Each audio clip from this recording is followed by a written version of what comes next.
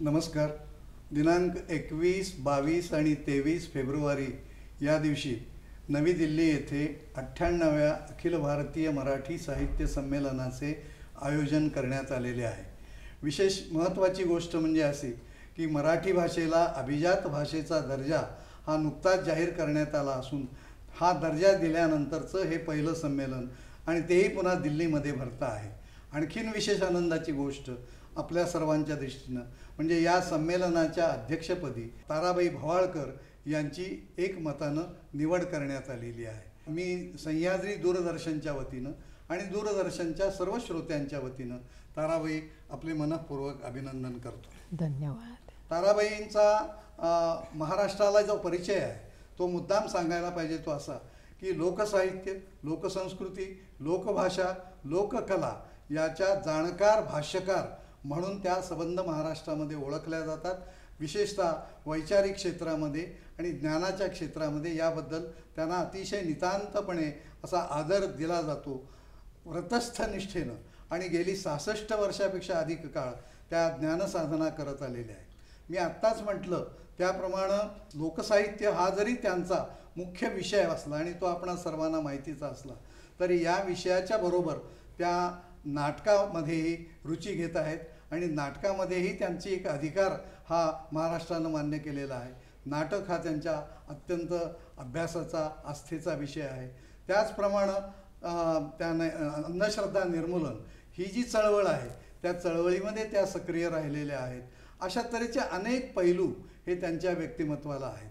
ताराबाईंच्या व्यक्तिमत्वाचा जो एक विलोभनीय असं व्यक्तिमत्व आहे त्याचं दर्शन आपल्या सर्व श्रोत्यांना व्हावं असा प्रयत्न आज मी आणि ताराबाई करणार आहोत आणि ताराबाईंशी गप्पा मारताना असा प्रयत्न मी करून बघणार आहे की लोकसाहित्य आणि लोकसंस्कृती ही जरी महाराष्ट्राच्या एकूण लोकसंस्कृतीतली मध्यवर्ती गोष्ट असली तरी असं दिसून येतं की महाराष्ट्राच्या मध्यवर्ती वाङ्मयीन संस्कृतीमध्ये मात्र लोकसाहित्याला म्हणावा तेवढी प्रतिष्ठा, म्हणावा तेवढा मान दिला जात नाही.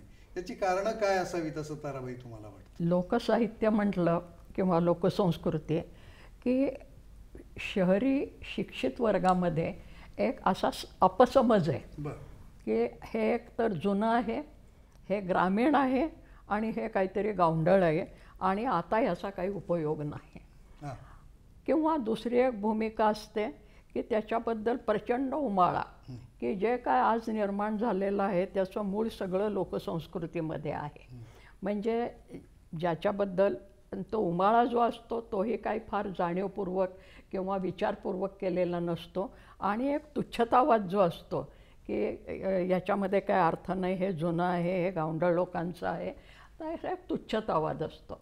खरं म्हणजे या दोन्हीच्या मध्ये तटस्थ रीतीने जर आपण बघितलं तर खरं म्हणजे कुठलीही संस्कृती फक्त महाराष्ट्रातलीच नव्हे, भारतातलीच नव्हे, जगाच्या पाठीवरची कुठलीही याचं मूळ हे तिथल्या लोकसंस्कृतीमध्येच असतं. लोकसंस्कृतीत म्हणजे काय, लोक हा शब्दच मुळी समूहवाचक आहे आणि समूहवाचक असल्यामुळे त्या लोकांनी जी निर्माण केलेली किंवा लोकांच्या मधून आपोआप निर्माण झालेली जी संस्कृती असते ती लोकसंस्कृती आहे. आणि तो भोवतालचा जो निसर्ग आहे त्या निसर्गातनं त्यांनी बऱ्याच गोष्टी घेतलेल्या असतात. माणसाला निसर्ग शिकवत असतो, सांगत असतो आणि बऱ्याच गोष्टी निसर्ग करून घेत असतो. त्यामुळे आपण ज्याला लोकसंस्कृती किंवा लोकसाहित्य वगैरे जे म्हणतो, लोकजीवन जे म्हणतो, ते निसर्ग आणि माणूस यांच्यामधल्या आंतरसंबंधातनं निर्माण झालेली एक जीवनशैली आहे आणि मग माणूस आपल्या प्रयत्नाने त्याच्यात सातत्याने काहीतरी बदल करत राहिलेला आहे. पण मूळ हे पूर्णपणे नाहीसं होत नाही. कारण जीवनाचा हा नियम आहे की जे जन्माला आलेलं आहे विश्वामध्ये ते पूर्णपणे नाहीसं होत नाही आणि मूलभूत गोष्टी ह्या कायम राहतात. जैविक उदाहरण साधं द्यायचं झालं तर माणूस जीव जन्माला आला तो काय म्हणून जन्माला आला? पहिल्यांदी एकपेशी, ॲमेबा म्हणतो आपण. पुढे जीवसृष्टीमध्ये पुष्कळ बदल झाले, जीवसृष्टी पुष्कळ विकसित झाली, बुद्धिमान माणूस झाला. परंतु पेशी नावाची गोष्ट ही संपली का? का ती जास्त विकसित झाली, तिच्या जास्त प्रजाती निघाल्या. त्यामुळे मूळ पूर्णपणे नाहीसं होत नाही, त्याच्यामध्ये बदल होतात. माणूस कधी जाणीवपूर्वक बदल करतो, कधी आपोआप बदल होतात. त्यात एक लवचिकता असते. कधी सोयीनुसार काही गोष्टी घेतल्या जातात, काही टाळल्या जातात आणि त्याच्यातून जी संस्कृती निर्माण होत असते ती लोकसंस्कृती हा एक भाग. दुसरं लोकसाहित्य या शब्दाबद्दल. लोक हा समूहवाचक शब्द तर आहेच, कारण एक लोक असं काय आपण म्हणत नाही. लोक म्हणजे समूह, कलेक्टिव्ह. आणि साहित्य हा या शब्दाचा आपण मराठीमध्ये जो अर्थ घेतो ना तो शब्दांनी निर्माण झालेला असेल ते म्हणजे कथा, नाटक, कादंबरी वगैरे असं ते. साहित्य हा शब्द या ठिकाणी साधनवाचक आहे.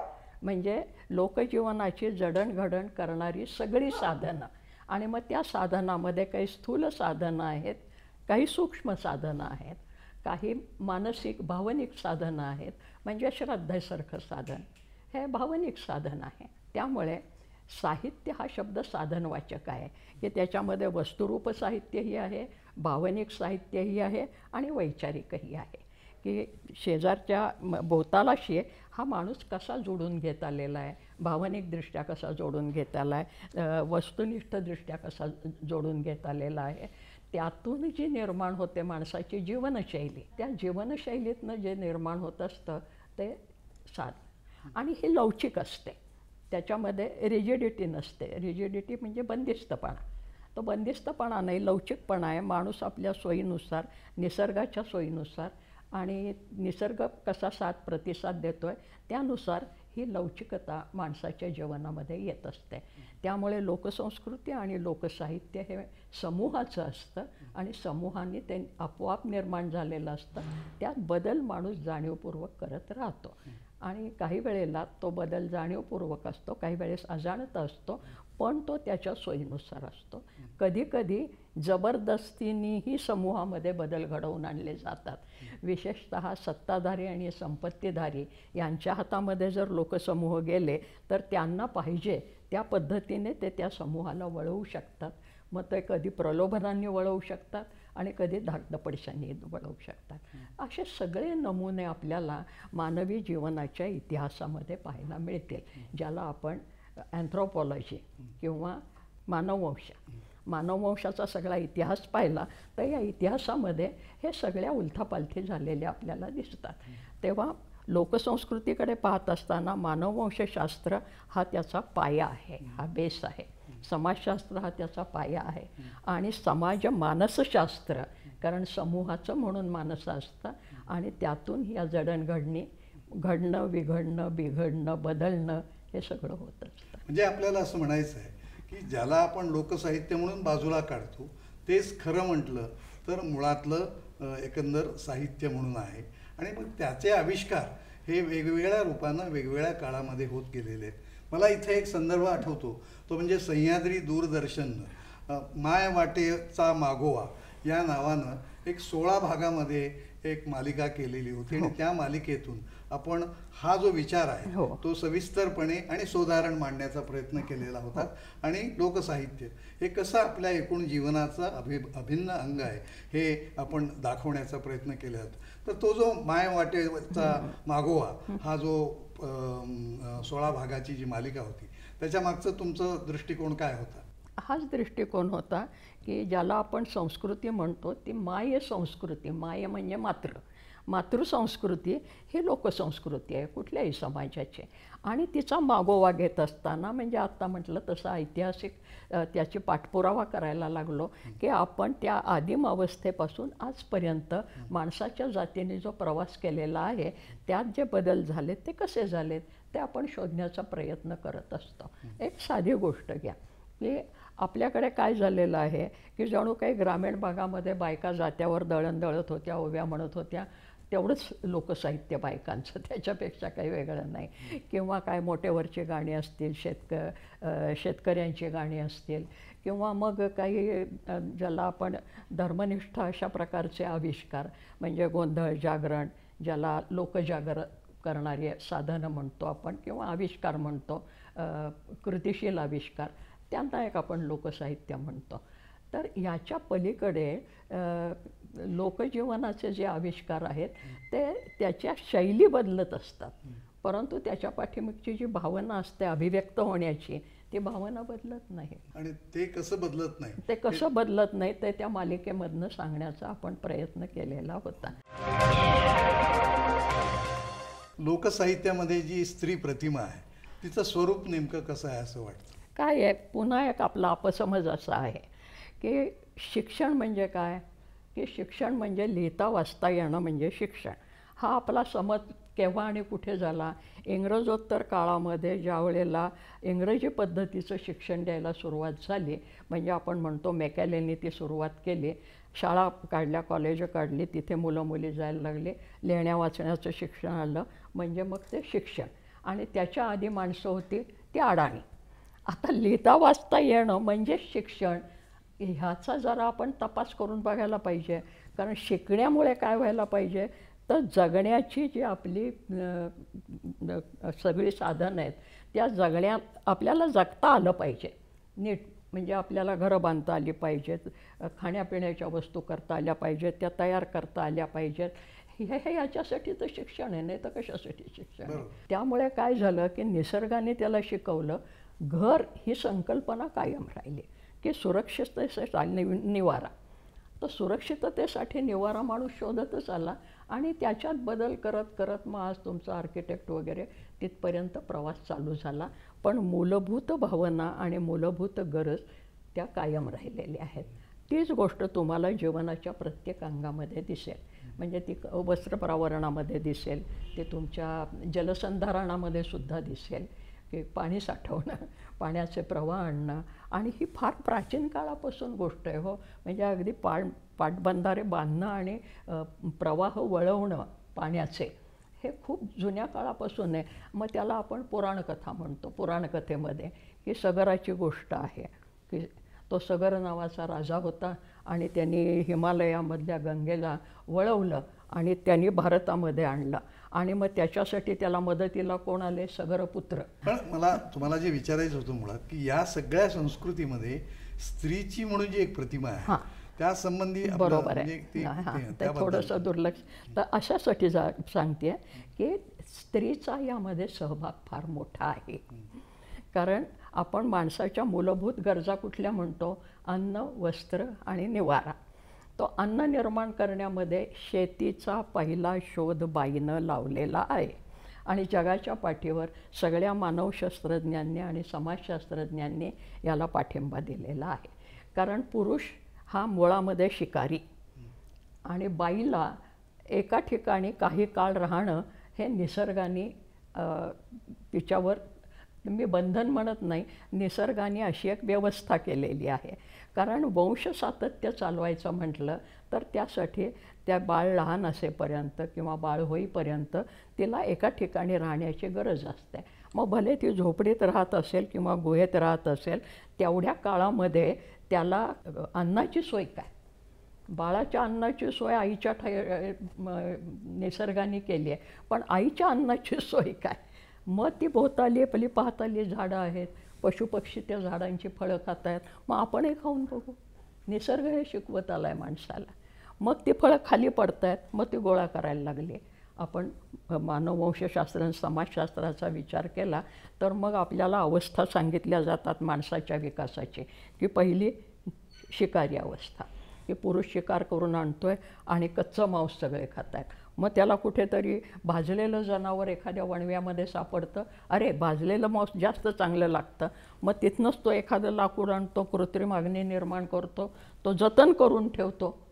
आता बघा हा प्रवास कसा चाललेला आहे. हा जतन करून ठेवतो आणि मग परत तो गरज लागेल तेव्हा पेटवतो, मांस भाजतो. मग परत कुठेतरी असं लक्षात येतं, अरे नुसतं मांसच नाही, ही फळं याच्यात पडलेली होती, ही फळंसुद्धा चांगली लागतात, बटाटेसुद्धा भाजलेले चांगले लागतात, रताळी चांगली लागते, आपण कंदमुळं म्हणतो. माणसाला निसर्ग असं शिकवत गेला आणि माणूस निसर्गाला साथ प्रतिसाद देत आला. याचं निरीक्षण बाई सातत्याने करत आली, कारण ती तिची गरज होती तिथे स्वतःच्या जगण्यासाठी आणि बाळाच्या जगण्यासाठी. मग भोवताली या प्रकारची फळं, या प्रकारचं धान्य जे आहे ते आपल्या भोवताली अमुक काळामध्ये येतं. निसर्गाचं निरीक्षण करत आली ती. याच्यातनं हळूहळू शेती विकसित होत गेली, की ही फळं घेतली आणि तीच परत मातीत पडतात आणि परत त्याचं झाड येतं. मग आपण स्वतः जर ते मातीत लावलं तर झाड येईल की नाही, त्याला पाणी घातलं तर येईल की नाही, यायला लागलं. निसर्गाकडनं माणूस चुकत माकत शिकतो, कारण शिकत शिकत चुकतो, असं दोन्ही होत असतं. आणि त्याच्यातनं शेतीचा शोध हा बाईने लावलेला शोध आहे.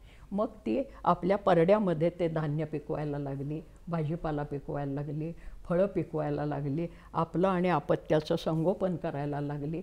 मग जास्त मोठ्या प्रमाणावर ते सुरू झालं. मग कदाचित 2-4 बायकांनी एकत्र येऊनही हा उद्योग केला असेल, काही सांगता येत नाही. त्यामुळे शेतीचा शोध, अन्न वस्त्र निवारा, त्यातलं पहिलं अन्न वस्त्र. बाईला पुन्हा वस्त्राची गरज जास्त, पुन्हा निसर्गाने दिलेलं त्या बाळाचं रक्षण करण्यासाठी. मग झाडांची वल्कलं आहेत, नुसत्या झाडपाला आहे तो गुंडाळून घेतला, किंवा झाडांची सालं निघत आहेत उन्हाळ्याच्या दिवसात ती ओरबाडून काढली, त्यांनी हे केलं, वेढून घेतलं. असं करत करत ती वस्त्राकडे गेली. मग कापूस निघाला, आणखीन काही निघालं. परंतु मूलभूत ज्या गरजा आहेत तिच्या, त्या गरजा ती निसर्गाकडनं घेत आली, निरीक्षण करत आली. आणि निवारा, झोपडी बांधणं, त्या झोपडीमध्ये सोयी करणं सगळ्या. मग तो अग्नी राखून ठेवला पाहिजे, पाणी आणलं पाहिजे, त्या बाळाला पाणी पाहिजे. पहिल्यांदा ते पाणी आणायचं कसं पाणवठ्यापासून, त्या छोट्या जीवाला घेऊन दर खेपेला तर काही पाणवठ्यावर जाता येत नाही. मग मानववंशशास्त्राचा जो सगळा इतिहास आहे, म्हणजे ज्याला मानववंशशास्त्राची 2 शाखा सांगितल्या जातात, एक शारीर मानववंशशास्त्र आणि दुसरं सांस्कृतिक मानववंशशास्त्र. शारीर मानववंश म्हणजे तो अमुक ठिकाणी राहणारा माणसांचा जो वंश आहे, त्यांचे उंची कशी आहे, जाडी कशी आहे, डोक्याची कवटी कशी आहे, नाक कसं आहे, केसांचा रंग कसा आहे, डोळ्यांचा, म्हणजे त्याच्या शरीराची जडणघडण वंशपरंपरागत कशी होते, ते मानववंशशास्त्राची एक शाखा झाली, शारीर मानववंशशास्त्र. आणि दुसरं सांस्कृतिक मानववंश, ही संस्कृती कशी कशी घडत गेली त्याच्यामध्ये. तर हे अन्न वस्त्र निवारा हे बाईंनी पहिल्यांदा लावलेले शोध आहेत. तर ते पाणी आणायचं तर पहिल्यांदा तिने पाहिलं की कवटीला खोबणी असते. तिने कुठेतरी ते पाणवठ्यावर रिकामी कवटी पाहिली असणार, कारण ते झिजूनच जात होत्या ना कवट्या, ते मांस गळून जायचं आणि शेवटी ते कवट्या, त्या कवट्यातनं पाणी आणायला सुरुवात केली पहिल्यांदा, ते पाजलं. मग नंतर त्यांनी मातीचे घडे बनवायला सुरुवात केली. पहिल्यांदा ते कच्च्या माती लवकरच वितळून जायचे. मग कुठेतरी वणव्यामध्ये भाजलेली माती ही लवकर तुटत नाही, मग मडकी भाजायला सुरुवात केली. कुंभकर्म, त्या कुंभकर्मामध्ये ती भट्टी पेटवणं, मग ते काय मातीची भांडी तयार करणं, याच्यामध्ये स्त्रीचा सहभाग मूलभूत. म्हणून अन्न वस्त्र निवारा ह्याच्यामध्ये जी प्रगती माणसाची होत गेली ती गरजेतनं होत गेली आणि बाईचा त्याच्यामध्ये मोठा सहभाग होता. आणि त्यामुळे बाई परावलंबी आहे आणि ती दुबळी आहे, ती अबला आहे, हे सगळं तुमच्या ज्याला आपण प्रगत अवस्था म्हणतो त्या अवस्थेमध्ये माणसाने निर्माण केलेल्या या मिथ मेकिंग, एक फॉल्स मिथ मेकिंग, म्हणजे चुकीच्या अशा प्रकारच्या कल्पना आहेत. त्या मुळामध्ये ती शिकारही करत होती.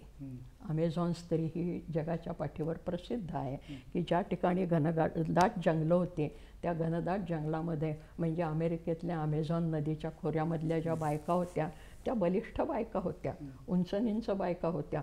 पुरुषांच्या बरोबरीने त्या धनुष्यबाण चालवत असत. इतकंच नव्हे तर मानववंशशास्त्रज्ञांना असं सापडलेलं आहे की बाण मारत असताना ती प्रत्यंच्या खेचण्यासाठी जर छातीचा अडथळा येत असेल तर वक्षाचा तो भागसुद्धा बाई कापून टाकत होती आणि शिकार करत होती. तर अशा चुकत चुकत किंवा एक एक टप्प्यामधनं बाई ही सतत कृतिशील राहिलेली आहे आणि नुसती कृतिशील राहिलेली नाही आहे, विधायक कृती करत राहिलेली आहे. ती माणसाच्या जीवनाला उपयुक्त अशा प्रकारचं ते काम करत आलेली आहे ती.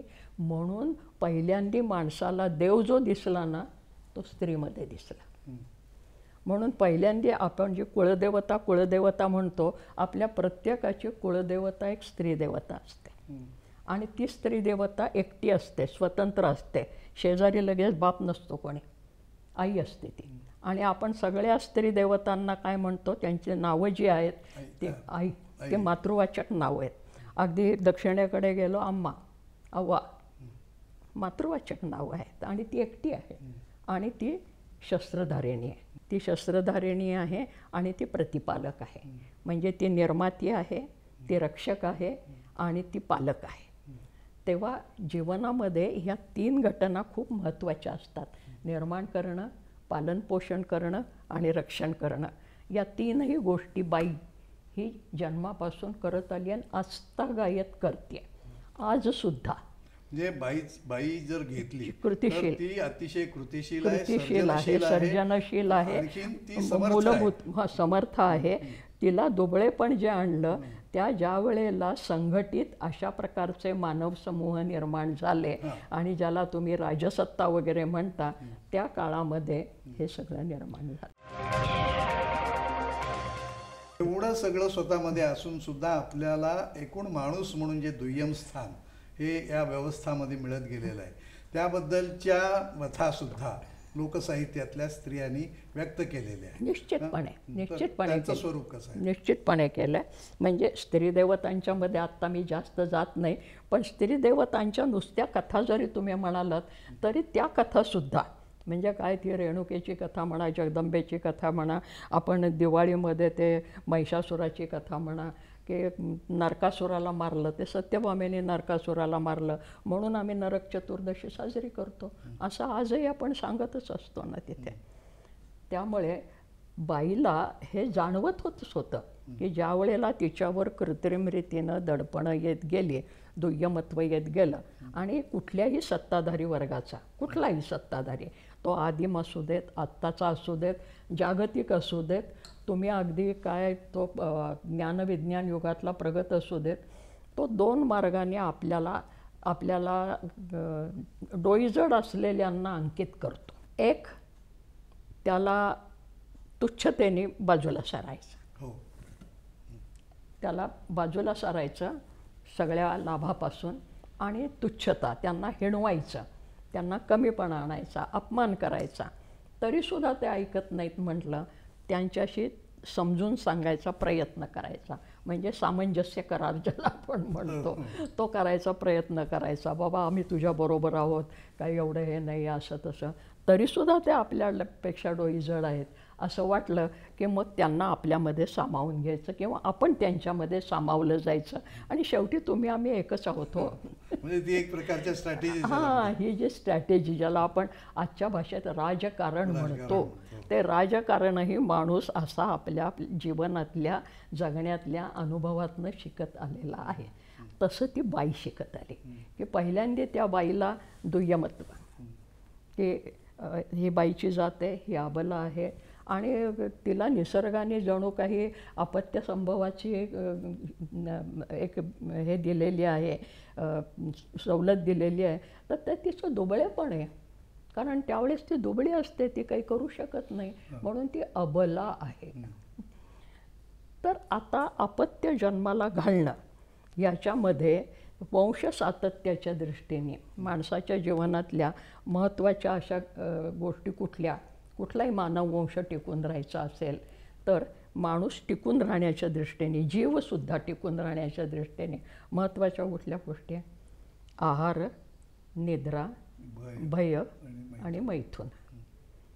कोणालाही जीवाला आहाराशिवाय जगता येत नाही, निद्रा, झोप, विश्रांती पाहिजे पुरेशी शरीराला, शरीर टिकवायचं तर. भय, उपजत भय. आणि भय भोवतालचंही भय आणि आंतरिकही भय. भय अनेक प्रकारची असतात, पण भया वाचून माणूस नाही आहे कुठलाही. कधी कधी तर भय ही गोष्ट अशी असते की ती आक्रमक बनवते माणसाला, आणि जितका आक्रमक तितका आतून भयाने व्यापलेला, असं मानसशास्त्र सांगतं. म्हणजे कुत्रा अंगावर जे येतं, प्राण्यांच्या बाबतीत सगळ्याच, माणूसही तसाच, की कुत्रा अंगावर भुंकतं, आपल्याला वाटतं कुत्रा आपल्या अंगावर येतं आहे, कुत्र्याला वाटत असतं हा आपल्या अंगावर येतो आहे म्हणून ते भुंकतं, आणि मग एकदा सवयीचं झालं की ते काही भुंकत नाही तुमच्यावर. तर हे जे भय आहे, ह्या भयाचं निराकरण तुम्ही कसं करता? आणि मैथुना, कोणाचाही वंश सतत टिकला पाहिजे ही जीवाची ओढ असते कुठल्याही, अगदी किडामुंगीपासून माणसापर्यंत आणि जंगली जनावरांच्यापर्यंत सगळ्यांची. मग ती जनावरं तुम्ही उपयुक्त म्हणा, अनुपयुक्त म्हणा, पण ह्या मूलभूत गरजा आहेत, आणि ह्याच्यामध्ये स्त्रीचा जो भाग आहे तो सगळ्यात मोठा भाग आहे. वंश सातत्य, आहाराच्या मती ते तरतूद करतेच. भयापासून निराकरण पहिल्यांदा आईच्या कुशीत बाळाला होता. निद्रा आणि मैथुन. आता मैथुनामध्ये सातत्याने तिला दुय्यम स्थान दिलेलं आहे, आणि तिला जणू काही तिला ती अपत्य संभव करते आणि ती दुबळी होते.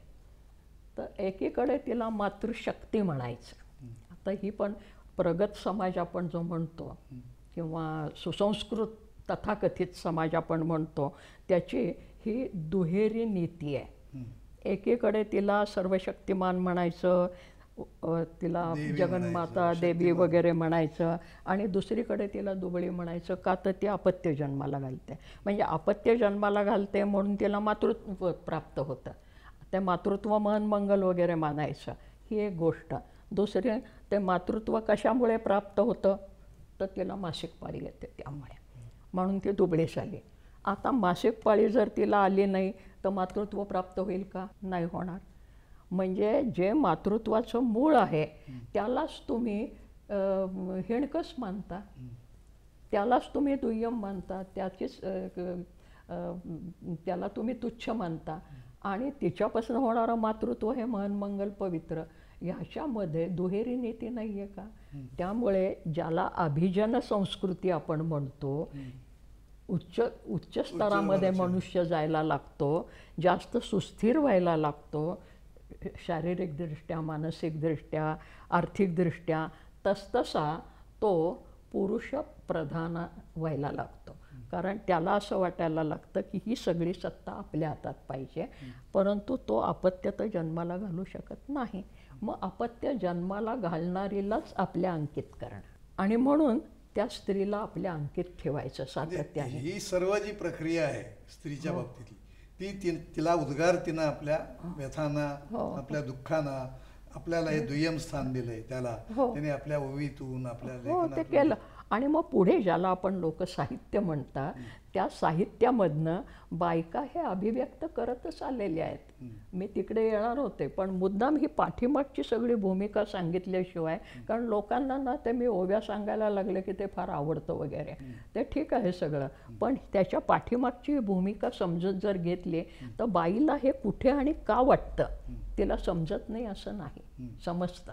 म्हणून ते 1975 आंतरराष्ट्रीय महिला मुक्ती वर्ष वगैरे भानगड झाली, आणि मग आमच्याकडचे लोक काय म्हणायला लागले की हे महिला स्वातंत्र्य वगैरे हे सगळं पाश्चिमात्यांच्याकडनं आलेलं आहे, आमच्याकडे हे असं काही नाही आहे, आमच्याकडे बायकांना पुरुष छळतात वगैरे असं काही माहिती नाही, आणि पुरुष दडपण वगैरे आणतात असं काही माहिती नाही आहे, दुय्यम मानतात असं. आम्ही बघा तिला देवता मानतो, तिला मंदिरामध्ये बसवतो वगैरे, एकीकडे तिला मंदिरातही बसवायचं आणि एकीकडे तिला पायाची वाणही म्हणायचं. बरोबर. त्यामुळे ती पायाची वाण म्हणजे खेड्यापाड्यामध्ये किंवा शहरी लोकांच्यामध्ये सुद्धा आमच्या एखाद्याची बायको जर जास्त आक्रमक असेल तर तिला तो म्हणजे पायातली वाण पायात ठेव, डोक्यावर घ्यायची नाही. म्हणजे तिचे लाड कर काय असतील ते, काय खाऊ पिऊ घाल, 2 लुगडी चोळ्या घे, पण जास्त लाड करायचे नाही, मान द्यायचा नाही फार तिला. त्यामुळे ते बाईला कळत नव्हतं असं नाही, हो हे कळत होतं. आणि मग त्या जात्यावर दळण दळताना बाई ते म्हणत होती. मग आता ओव्या सांगितल्या की कळते. आणि त्या केव्हा म्हणत होती ती, तो तिच्या अंतरीचा प्रामाणिक आणि उत्स्फूर्त उद्गार होता. ती तिची सच्ची कविता होती. ती नुसती ओवी म्हणून सोडून देऊ नये. तुमच्यासारखे इंग्रजीचे नामवंत प्राध्यापक साहित्य निर्मितीच्या ज्या व्याख्या करतात आणि पाश्चिमात्य समीक्षकांनी सांगितलेल्या व्याख्या सांगतात. हां, spontaneous overflow of powerful feeling recollected in tranquillity वगैरे. आता हे सगळं आमच्या जात्यावरच्या दळण टाळणाऱ्या बाईला लागू पडतं की नाही बघा. स्पॉन्टेनियस ओव्हरफ्लो, अचानक उत्स्फूर्त झालेला उद्गार. तिला काही कोणी सांगितलं नाही, तिला शिकवलं नाही, तिला काही कोणी अक्षरगणवृत्त शिकवली नाहीत, काही नाही. उत्स्फूर्तपणे आपोआप रिकलेक्टेड इन ट्रँक्विलिटी, शांत एकांत. कारण रात्री 3 वाजता पहाटे शुक्राची चांदणी उगवताना उठायचं, जात्यावर दळण दळायचं, अतिशय एकांत. कोणी ऐकायलाच नाही हो. जात्याच्या घरघरी पलीकडे तिचं कोणी ऐकलंच नाही. त्या आमच्या सगळ्या पुढचे संशोधक म्हणत राहिले लोकसाहित्याचे, ते ढोंगे आहेत असं माझं मत आहे, नावं किती मोठी असले तरी, की आम्ही आईच्या मांडीवर बसून त्या गोड ओव्या वगैरे ऐकत होतो. पण त्या आईचं काय होत होतं, रोज रात्री 3 वाजता उठून ते दळायचं, 2 पायली 4 पायली दळण म्हणजे. तर त्याचा जो संघर्ष होता की तिचा पाठ दुखत असतील, तिचे हात दुखत असतील, तिला काहीतरी होत असेल. आणि मग त्यावेळेला ती ज्या वेळेला कोणीही ऐकायचं नाही आहे, परंतु ती त्या जात्याशीच बोलते ना. मग जात्या तू ईश्वरा नको मला जड जाऊ, बयाच्या दुधाचा सया पाहता अनुभव. जात्यालाच ईश्वर म्हणते, कोण ऐकायला नाही रे बाबा माझं. आणि मग त्या जात्याला सांगते की पुरुषांच्या या सगळ्याचा मला जाच होतो. कडू विंद्रावन डोंगरी त्याचा राहावा, पुरुषाचा कावा मला येडीला काय अठावा. ते विंद्रावन नावाचं कडू फळ डोंगरात असतं, ते डोंगरात असतं. कडू विंद्रावन डोंगरी त्याचा राहावा, पुरुषाचा कावा मला येडीला काय अठावा. असं ते येड पांघरून पेडगावला जाते. हा उपरोध आहे, हा उपहास आहे. ही एक अत्यंत सूक्ष्म असा विनोद आहे. बायकांच्या ठिकाणी अत्यंत सूक्ष्म अशी विनोद शैली आहे. मी त्याच्यावर एकदा स्वतंत्रपणे लिहिलं आहे. कारण पुढे मग आमच्या अभिजात अशा सुसंस्कृत माणसांनी म्हटलं की बायका या फक्त विनोदाचा विषय असतात आणि त्यांना विनोद कळत नाही आणि त्यांना विनोद निर्माण करता येत नाही. तुम्ही लोकसंस्कृतीमधले बायकांच्या नुसत्या म्हणी, उखाणे, वाक्प्रचार, आणखीन या ओव्या या बघा आणि मग बायकांनी किती टोले मांडलेले आहेत ते तुमच्या लक्षात येतील तिथं. आणि ते अगदी लावण्यातनं पोवाड्यातनं पण सुद्धा झालं बरं का. सगळीकडे म्हणजे गंमत. एक सोडून 2-2, 4-4 बायका करायची पुरुषांना परवानगी केव्हाही जरी झालं तरी. मग तो शेतकरी असू देत, नाही तर राजा असू देत, नाही तर महाराजा असू देत. आणि मग एक बायको का सोडायची, तर ती आवडत नाही म्हणजे तिच्याशी लग्न करायचं, 1-2-4 पोरं होऊ द्यायची आणि मग याला एकदम शोध लागतो की ती आवडत नाही म्हणून, आणि मग दुसरी आणायची असं. आणि मग बायका ते बघतात आणि टिंगल करतायत. बायकांचा विनोद बघा. 2ही बायका केल्या तर लाडं लाड, 2ही बायका केल्या तर लाडं लाड, नाही घरात काय खातील तुझी हाडं. तुला काही कमवता येत नाही, तुझ्या घरामध्ये काही नाही आणि ती काय तुझी हाडं खातील. आणि 2-2 बायका. आणि मग त्याच्यावर हल्लीच्या लोकांनी आमचे सिनेमे पण काढले, 2 बायकांचा दारलान फजिती ऐका म्हणून तसे असे. तर त्याच्यावर बायकांच्या म्हणी पण आहेत, घरात नाही राहणार हवालदारांना म्हणा. तर ते बायकांना कळत होतं हो की पुरुषप्रधान व्यवस्थेमुळे आम्हाला जाच होतं. मग तो सवतीवरले देणारा बाप असू द्यात, म्हणजे फक्त नवरा आणि सासरचेच लोक नाहीत बरं का.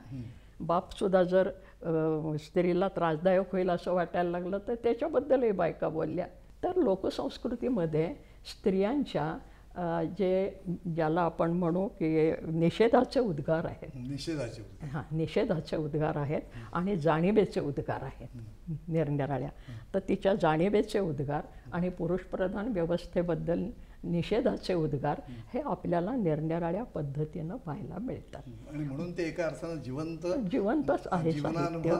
ते लग्नामधली गाणी म्हणा बघा तुम्ही कितीतरी आहेत, लग्नामधले उखाणे बघा, ते आता रुखवत घेऊन येतात, त्या रुखवतावरचे उखाणे हे सगळं आता आमच्याकडे काय करतात, ते सिरियलमध्ये फक्त गंमत म्हणून दाखवतात, पण त्याच्या पाठीमागचे जे हे धागेदोरे आहेत हे लक्षात नाही येत त्यांच्या. हे जे तुम्ही आता विवेचन केलं आणि ज्या विवेचनातून लोकसंस्कृतीमधली जी स्त्री आहे, तिची जी प्रतिमा आहे, तिचं सामर्थ्य, तिची सर्जनशीलता, एवढंच नव्हे तर तिच्यावर आलेली बंधनं, तिला करावा लागलेला संघर्ष, हे सगळं तुम्ही सविस्तरपणे सांगितलं.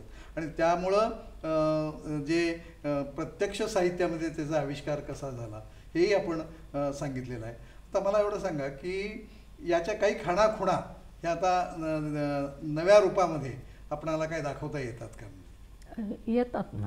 नाही, मी प्रयोग नाही केलेले, पण मराठी साहित्यात झालेले आहेत प्रयोग.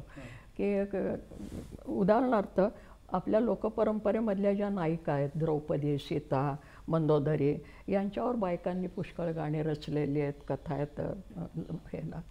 तर त्यांच्याबद्दल आधुनिक कलावंतांनी त्याचे आविष्कार वेगळ्या प्रकाराने केलेले आहे. म्हणजे कसं की द्रौपदीच्यावरचं कथा आपल्याला माहिती आहे की 5 पुरुषांच्या बरोबर तिला राहावं लागलं वगैरे असं. तर आता त्याचे टप्पे कसे येतील की ती महाभारतामधली द्रौपदी, तर त्या द्रौपदी मध्ये ती द्रौपदी एक ठिकाणी मी म्हणते की 5 नवरे मला आहेत, महाभारतातली द्रौपदी म्हणते. आणि तरीसुद्धा ज्या वेळेला तिच्या वस्त्राला दुर्योधन हात घालतो त्या क्षणी मात्र सगळे 5च्या 5 जण मानाखाली घालून बसलेले आहेत. आणि त्यावेळेस ती म्हणते नाथवती अनाथवत. मी नाथवती आहे. लोक म्हणतात की नवरा करून दिला की तिचं रक्षण करेल, हिला तर एक सोडून 5 नवरे, आणि ते सगळे तिच्या अत्यंत आणीबाणीच्या प्रसंगी खाली माना घालून बसलेले. महाभारत म्हणतं नाथवती अनाथवत. आता मधला टप्पा, जात्यावर दळण दळणारी बाई, ती द्रौपदीबद्दल काय म्हणते की ती आपल्याला स्वतःला द्रौपदीच्या ठिकाणी पाहते आणि ती श्रमकरी बाई म्हणते आहे, 5 पतीची मी नारळ अनाथ रणकिवानी, यावं श्रीहरी वाचुनी माझा नाही कोणी. म्हणजे शेवटी लैला श्रीकृष्णाचाच धावा करावा लागला वस्त्र देण्यासाठी. तर 5 पतीची मी बायको असून अनाथ रणकिवानी, ती बोलीभाषेमध्ये बोलते. आणि आधुनिक नर्तिका एक नवीन प्रयोग करते नृत्याचा, आणि त्याच्यामध्ये त्या नृत्य प्रयोगालाच नाव दिलेलं आहे नाथवती अनाथवत. सुचित्रा सेन त्यांनी नृत्याचा प्रयोग केला आणि नाथवती अनाथवत. म्हणजे एका टप्प्यामध्ये महाभारत आहे, दुसऱ्या टप्प्यामध्ये जात्यावर दळण दळणारी बाई आहे मध्ययुगातली, आणि आज आधुनिक एखादी कलावती आहे. दुसरं उदाहरण सीतेचं, की सीतेलाच आपल्याला सगळ्यांना कहाणी वगैरे माहिती आहे, त्याच्याबद्दल काय म्हणायचं ते मी आणि बायकांनी अनेक वेळेला म्हटलेलं आहे. की सीतेला एक सोडून 2 वेळा परित्याग करावा लागला त्याला, आणि त्याच्यात तिची चूक काय. म्हणजे रावणाने तिला पळवून नेली, यात तिने काय त्याला सांगितलं नव्हतं मला पळवून ने बाबा. त्याच्यानंतर तिला परत आणली, त्यावेळेस अग्निदिव्य वगैरे करायला लावलं, आणखीन मग परत रामाने परित्याग केला. आता हे झालं बायकांच्या जात्याच्या वरच्या ओव्यातलं. म्हणजे एक रामायण, एक मधल्या काळातल्या जात्यावरच्या ओव्या किंवा लोकगीतं ज्याला आपण म्हणू, ती सगळी झाली. आणि आजची कवयित्री काय म्हणते, सीतेपुढे एकच ओढली रेषा लक्ष्मणाने. सीतेपुढे एकच ओढली रेषा लक्ष्मणाने, तिने ती ओलांडली आणि झालं रामायण. आमच्या पुढे 10 दिशा लक्ष्मण रेषा, माझ्या पिढीतली बाई म्हणते, आमच्या पुढे 10 दिशा लक्ष्मण रेषा ओलांडाव्याच लागतात, रावणांना सामोरं जावंच लागतं. कमी एकच असते, घेत नाही भुई दुभंगून पोटात. सीतेला निदान पोटात घेणारा भुई तरी होती. आज आमची आधुनिक स्त्रियांची परिस्थिती, तुम्हाला दिसायला आम्ही स्वतंत्र वगैरे वगैरे झालेल्या दिसतो, पण आमची अवस्था तीच राहिलेली आहे. त्यामुळे स्त्री जीवनामधले हे जे टप्पे आहेत हे असे आविष्कृत होतात. शैली बदलते, तत्व तेच की स्त्रीचं दुय्यमत्व आणि तिच्यावर होणारा अन्याय. मग ती द्रौपदी असू देत, सीता असू देत, नाहीतर आणखी कोणी. त्याचे असे खाणाखुणा आपल्याला दर टप्प्यावर आपल्याला दिसतात. आणि हे मी ढोबळ सांगितले खूप, त्याचे बारकावे पुष्कळ सांगतात. आपले आपण शोधायला लागलो ना, आपल्याला ही नजर मिळाली ना, तर आपल्यालाच आपली परंपरा नीट तपासून बघता येते. आपली परंपरा आपण नीट तपासून बघायला तर हे सगळं आपल्याला प्रत्यक्षामध्ये निश्चित अनुभवायला मिळू शकतं. आपल्या संवेदना मात्र तेवढ्या प्रगल्भ पाहिजे, तेवढ्या तीव्र पाहिजे. खरं तर अशा खूप गोष्टी तुमच्यात, यातूनच आपण एक ओवी, हो, एक ओवी एक कथा एक प्रथा. आपल्याकडे काय ओव्या बायकांच्या पुष्कळ आहेत. ते दिसायला वरवर आपली कुठल्या तरी देवाची धर्माची वगैरे अशी ओवी असते, परंतु त्याच्या पाठीमागे कुठली तरी कथा असते. ते नुसती पुराण कथा नसते, तर त्याच्या पाठीमागे एक सामाजिक अशा प्रकारचं वास्तव असतं. आणि ते वास्तव बऱ्याच वेळेला तुमचं समाजशास्त्राचा एक टप्पा असू शकतो. म्हणजे समाजशास्त्राचा एक टप्पा, अन्वयार्थ लावू शकतो. मी लावला म्हणून नव्हे, तो आहे. म्हणजे आपल्या एकूण सांस्कृतिक संचितामध्ये जे प्रचंड प्रमाणामध्ये उपलब्ध आहे, त्याचा आपल्याला नवा अन्वयार्थ लावता येतो. त्याचं कारण असं की ज्याला मिथ म्हणता येईल, त्या मिथची बीज या सगळ्यामध्ये आहेत. म्हणजे लोककथांच्या मध्ये मिथची बीज आहेत. आता मिथ आणि लोककथामध्ये एक छोटंसं अंतर आहे. त्या सगळ्या तात्विक गोष्टीत शिरायला आता आपल्याला वेळ नाही आहे, परंतु मिथ हे समाज मनाला पडलेलं स्वप्न आहे असं जोंगने म्हटलेलं आहे. जे.सी. जोंगने, कार्ल गुस्ताव जोंगने. आणि तो लोकसंस्कृतीचा एक भाग आहे. तर त्यामुळे तो प्रतिकात्मक रीतीने व्यक्त होतो कलावंताच्या माध्यमातून. कलावंत ते व्यक्त करत असतो समाज मनाला पडलेलं स्वप्न. म्हणजे खाडीलकरांची नाटकं आली, आणखीन मग ते त्यांनी एक पुराण कथा घेतली त्या सैरंध्रीची, आणखीन पांडवांच्या वनवासाची. आणि त्याच्यामध्ये तो कीचक म्हणायला लागला सैरंध्रीला, म्हणजे वनवासातल्या द्रौपदीला पाहून वेश बदललेल्या. राज्य करते ते राज्य करते आणि दास ते दास, तो कीचक असा. त्यावेळेचं जे राजकारणातलं रूप होतं की इंग्रज सत्ता, ते कशाला उद्देशून होतं, तो काळ कसा आहे 1905 ते 10चा वंगभंगाची चळवळ होती. त्याला राजकीय सामाजिक अशा प्रकारचं एक पार्श्वभूमी होती. आणि त्या पार्श्वभूमीमध्ये लॉर्ड कर्झननी जी बंगालची फाळणी केली, त्यावेळेला त्याचं वाक्य इंग्रजीमध्ये ते प्रसिद्ध होतं की आम्ही राज्यकर्ते आहोत, आम्ही काही करू, काय राज्याचे मोडतोड करू, फोड करू, काय वाटेल ते करू, तुम्ही आमचे दास आहात भारतीय लोक. तर ते दुहेरी ते वचन. म्हणजे तुम्ही आता आपल्या आतापर्यंतच्या विवेचनातून तुम्हाला असं सांगायचं आहे की जे लोकसंस्कृती आपली आहे, जे लोकसंचित आपलं आहे, ह्या संचिताचा नवा अन्वयार्थ नव्या संदर्भामध्ये आणि नव्या लावला तर मग हे संबंध संचित सुद्धा अद्ययावत स्वरूपामध्ये आपल्या मराठी वाङ्मयाच्या मध्यवर्ती धारेचा भाग बनू शकेल. नाही, तर नुसतं तसं नाही मला म्हणायचं. ते आहे. आणि कसं होतं की जे तुम्ही अभिजन संस्कृती किंवा शहरी संस्कृती किंवा सुधारित संस्कृती म्हणता, त्याच्यामध्ये ह्या सगळ्या गोष्टी आपण उसण्या घेत असतो, देवाणघेवाण. तर त्या परंपरेमधल्या अनेक गोष्टी आपण घेत असतो आणि त्याला आपण आधुनिकत्वाचं वलय चढवत असतो नकळत. म्हणजे साधी गोष्ट मला अशी दिसते, अगदी साध्या गोष्टी आपल्याला, की बायकांच्या फॅशन आणि पुरुषांच्या फॅशन हल्ली, म्हणजे ते काय फॅशनचे शो वगैरे जे दाखवतात त्याच्यामध्ये मला असं दिसतं की जुनी खणाच्या चोळ्या, खणाची लुगडी हे परत दिसायला लागली, धोतरं, मग निरनिराळ्या प्रकारचे कुर्ते, निरनिराळ्या प्रकारच्या पगड्या. म्हणजे काय झालं, पुन्हा जुनं आणि ते फॅशनच्या नावाखाली नवीन यायला लागलं. सिरियलमधली सगळी मी भाषा बघते हल्ली. मी ते सिरियल इतर कारणासाठी नाही बघत, माझी नजर इथे असते. तर बहुतेक ज्या आता आज सिरियल लिहिल्या जातात त्याच्यामध्ये जी महत्त्वाची स्त्री पात्र किंवा पुरुष पात्र ते ग्रामीण भाषेमध्ये बोलताना दिसतात, लोकभाषेमध्ये. त्या प्रदेशातली भाषा वापरतात. पोशाख त्यांचे आधुनिक वगैरे असतात, परंतु तुम्ही भाषेकडे बघा सगळ्या कुठल्या की त्या लोकभाषा वापरतात. एता पिकाले बहर, शिवार झालं हरभर. एता मातीचा हा गंध, मनी आनंद लहर.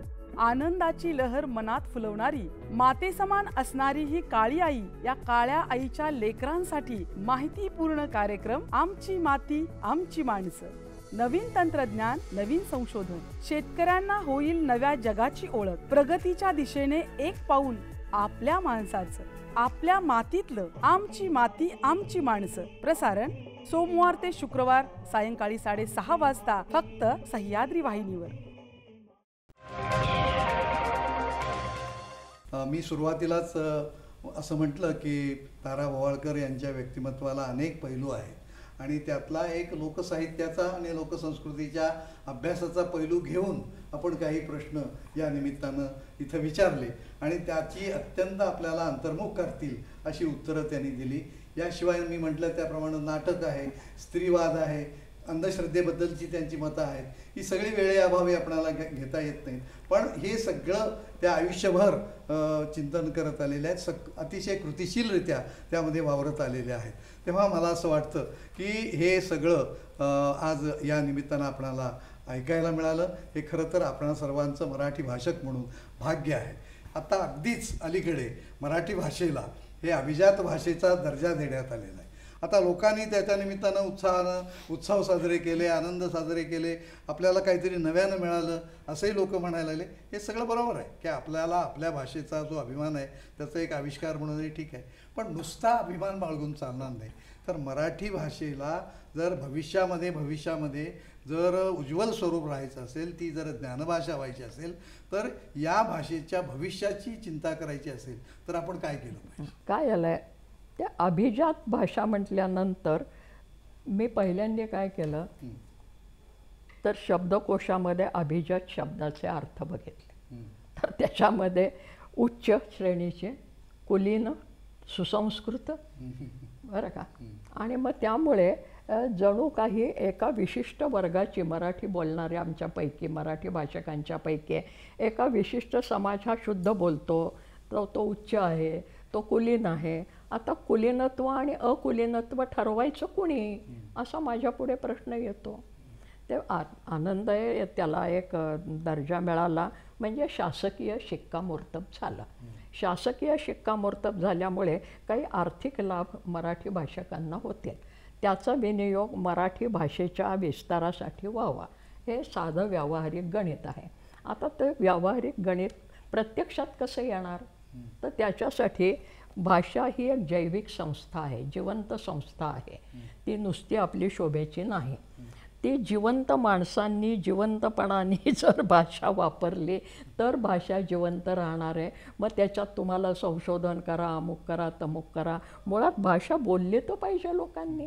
मुळात मुलं प्राथमिक शाळेमध्ये मराठी भाषा घेऊनच शिकली पाहिजेत. घरामध्ये मराठी बोलले पाहिजे, व्यवहारात मराठी बोलली पाहिजेत, तर पुढे संशोधन होणार, तर झालेलं संशोधन मराठी भाषेमध्ये येणार.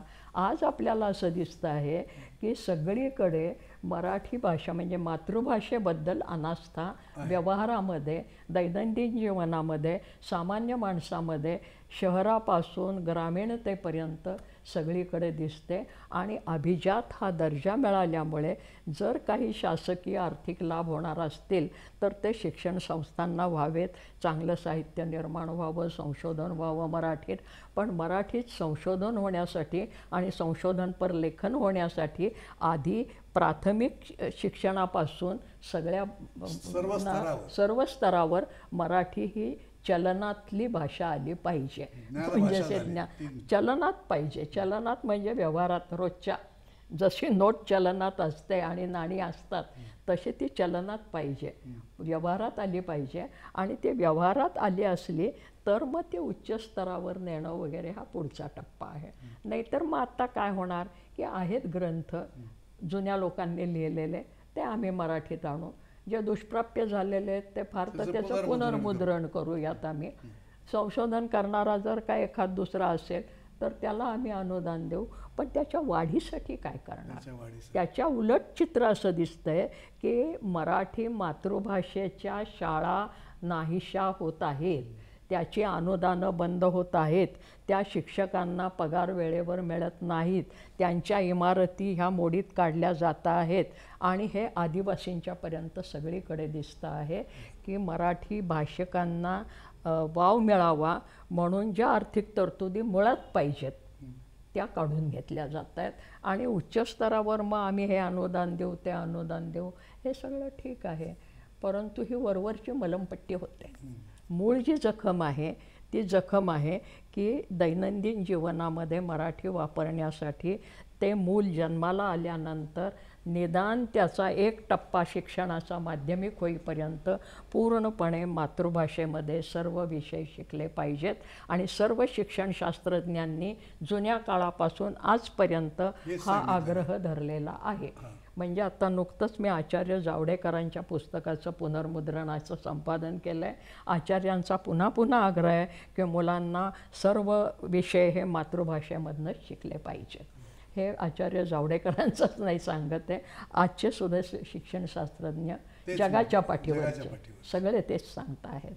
आणि जर ते नसेल तर मग अभिजात भाषेचा दर्जा मिळाला, याचा उत्सव झाला, याच्या पलीकडे आम्हाला त्याच्यातनं काही निष्पन्न होईल असं निराशेचा सूर काढू नये, पण काढण्याची वेळ येते. म्हणजे ज्ञानाची जी म्हणून सर्व क्षेत्र आहे, ही सर्व क्षेत्र ज्ञानाची आणि विशेषतः बदलत्या त्या जगातली जी दररोज नव्यानं येत आहे, या सर्व क्षेत्रामध्ये जिचा वावर सक्षमपणे होऊ शकेल, आत्मविश्वासानं होऊ शकेल, अशा तऱ्हेनं जर मराठी भाषा ही आपल्याकडे वावरत राहिली तर त्या भाषेला खऱ्या अर्थानं अभिजात भाषा म्हणून मिळवण्याचा, अभिमान बाळगण्याचा आपणाला अधिकार राहील, असं काहीसं आपल्याला एक संदेश म्हणता येईल. किंवा त्यांच्या ज्येष्ठतेतून, त्यांच्या अनुभवातून ताराबाईंनी आपल्याला हा जो एक प्रकारचा मेसेज म्हणता येईल दिलेला आहे.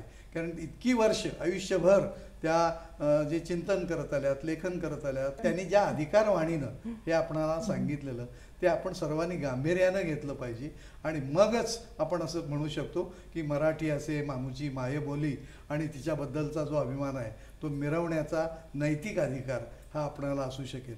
खरं तर ताराबाईंच्या नाव जाहीर झाल्यापासून हे मी पाहतो आहे, गेली महिना 2 महिने नाव जाहीर झाल्यापासून सातत्यानं ताराबाईंना भेटणं, बोलणं, त्यांच्या मुलाखती घेणं, त्यांना लिहितं करणं, म्हणजे इतक्या मोठ्या प्रमाणावर एखाद्या अध्यक्षाच्या निवडीचा आनंद हा फार क्वचित वेळा झालेला दिसत असेल, तो मला ताराबाईंच्या रूपात दिसला. आणि त्यामुळे मला असं वाटतं की त्यांना बोलण्याचा हा अधिकार आहे की अशा तऱ्हेनं जर तुम्हाला मराठी साहित्य संमेलन नुसतं न भरवता, मराठी भाषेचा उत्सव नुसता न करता, आपण सर्वांनी ही मराठी भाषा ज्ञानाच्या सर्व क्षेत्रामध्ये कशा तऱ्हेनं वावरेल आणि सक्षम बनेल हे बघणं ही खऱ्या अर्थानं ही आपली जबाबदारी राहील.